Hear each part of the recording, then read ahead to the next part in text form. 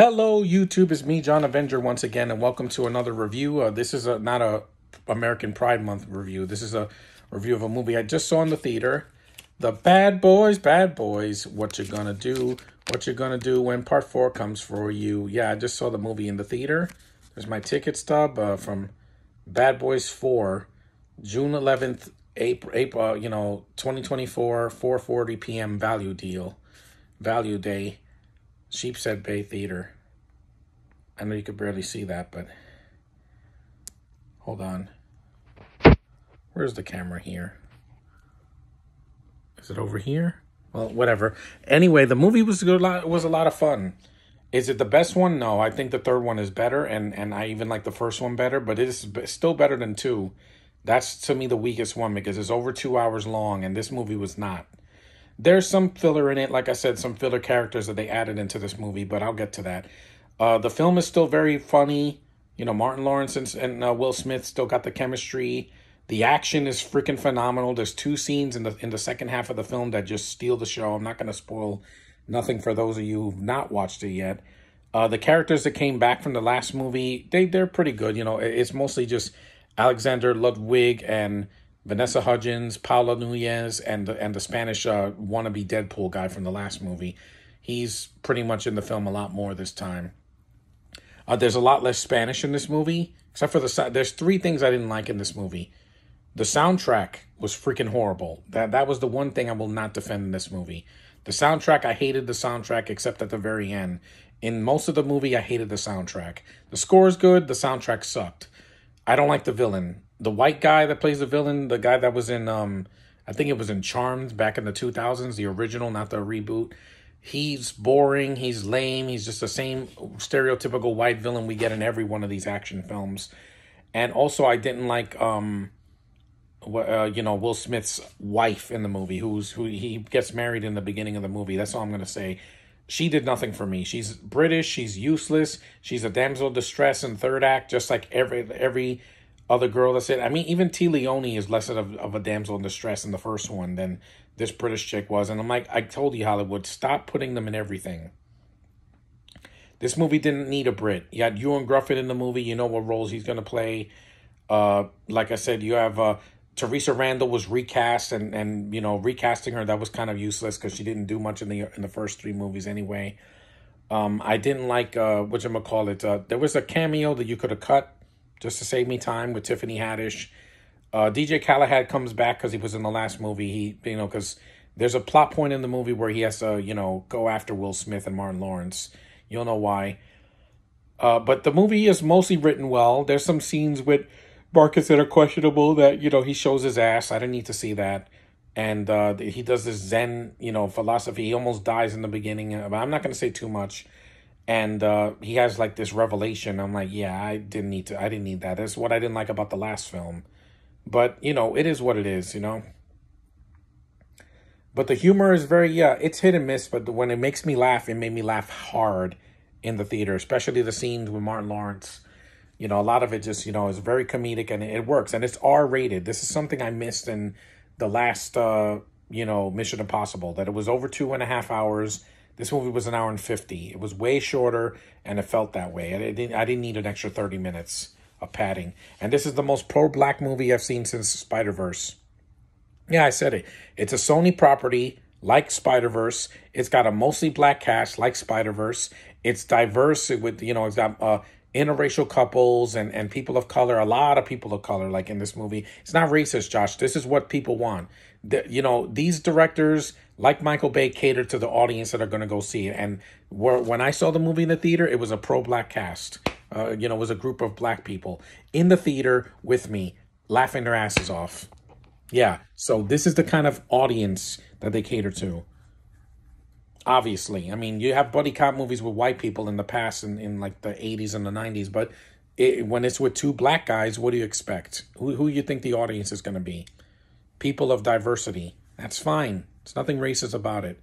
Like I said, the plot is basically, there's a conspiracy going on in the police department that happened from the last movie. I don't want to say too much because if I spoil it, then nobody's going to go see it. But there's a lot of intrigue in the movie. I mean, yeah, the first half of it gets a little repetitive, but There's a lot of action in the movie. It's not like there's action only at the end with, you know, the craziness that happens with Will Smith and when they go to that gator town, which I'm not going to say much, but, you know, if you want to be entertained for almost 2 hours in a fourth movie in this franchise, and it's not the 10th like Fast and the Furious, go see it. I say go see it in the theater. It's worth their time. At least see it at a matinee, but like I did, because it's worth your time. And like I said, I didn't feel like it was bloated. That, you know, the last movie was much better, but there were scenes that could have been shorter. And there weren't as many subtitles here, which I appreciated, because Dune Part 2 had too much subtitles. Godzilla vs. Kong had some subtitles, and these other movies had too much subtitles as well. And also, I didn't care for the, like I said, the music. Like I said, it's horrible. The soundtrack is probably one of the worst of the franchise. I mean, the first 3 movies didn't have the greatest soundtracks either, but this one had the worst by far. And this movie's not meant to win awards. It's not going to win an Oscar for Best Picture or Best Director or Best Screenplay, but it is a fun movie. And to start off the summer, you know, a week before summer officially begins, it's a much better start than last year when we had freaking The Flash Bomb, Elemental, and all these other movies, Transformers, Rise of the Beast. These movies didn't do as well as they could have. This did well because they kept the budget not low, but low enough. Because it was $100 million because they had CGI in it. But like I said, there's great action in the movie. These directors know how to do action without shaking the camera every 2 seconds. The effects are fine. There's some CG, but it's not overly CG like Avatar or freaking, you know, some of the Marvel or DC movies where there's just too much, like X-Men Apocalypse, Dark Phoenix, freaking the Green Lantern movie. Yeah, it's just too much CGI. You don't need too much. When the costumes have to be CG, that means you've overdone it. Here, there's none of that. Most of the stunt work and the cinematography and the choreography and the action sequences are done practically. They're on location doing it. And the first person scene, which I'm not going to say too much, that Will Smith did with the selfie stick, yeah, the scene is worth seeing in the theater. It's like the mountain scene at the end of Mission Impossible: Dead Reckoning. But I think this is better. It's shorter, which is a huge plus because I'm tired of movies being 2.5 hours or 3 hours to get to the point. I'm like, get to the point in less than 2 hours. You can do it. You can. This first Spider-Verse did that. So did the first Sam Raimi Spider-Man movie. So did Ghostbusters. So did Ghostbusters 2. So did E.T., for crying out loud, is under 2 hours. People keep forgetting about that. Not every classic or really good movie needs to be very long. Deadpool Wolverine's going to be 2 hours and 7 minutes. That's all I need. I don't need 3 hours. It's not a mandate. It's called doing the film right, quality over quantity. Yeah, that's my philosophy. And the thing is that the movie, I wanted a Bad Boys movie that's a good companion piece with the last one. It is. There's some weaknesses. Like I said, some of the actors, other than the main two, some of them get underused or I don't care about them. I mean, I like Vanessa Hudgens and Alexander Ludwig. Ludwig, and Paolo Nunez. They're in it enough. They're not in it too much, but they're not in it too little. They get a significant amount of screen time. But some of the cameos, not Michael Bay's cameo, he's in there because he was in the last one, and he produced the movie, so he's gonna be in there. That's goes without saying. He's like the Stan Lee of this franchise.